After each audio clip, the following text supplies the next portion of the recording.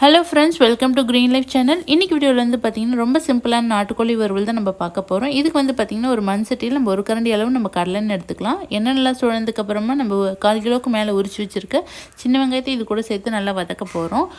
எண்ணெய் வந்து பார்த்திங்கன்னா கொஞ்சம் அதிகமாக தேவைப்படும்.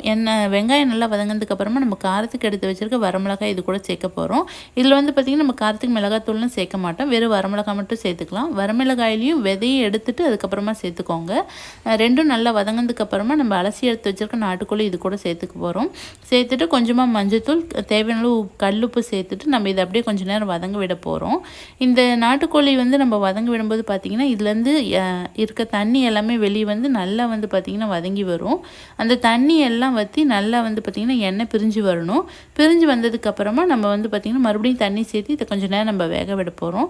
ஏன்னா நாட்டுக்கோழிலாம் வந்து பார்த்திங்கன்னா வேகிறதுக்கு 1 மணி நேரம் பக்கமாக ஆகும். ஸோ அதனால் நம்ம வந்து பார்த்திங்கன்னா தண்ணி சேர்த்து மறுபடியும் வேக வைப்போம்.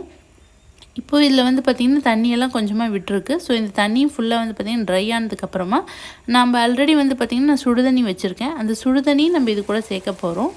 அந்த சிக்கனும் அந்த தண்ணியும் வந்து பார்த்திங்கன்னா ஈக்குவலாக இருக்க மாதிரி சேர்த்துக்கோங்க. அதிகமாக தண்ணி சேர்த்துறாதீங்க. சேர்த்துட்டு நம்ம இதை மறுபடியும் அப்படியே மூடி வைக்க போகிறோம். 1 மணி நேரம் பக்கமாக நல்லா ஹை ஃப்ளேமில் வச்சு நம்ம அதை அப்படியே மூடி வச்சிடலாம்.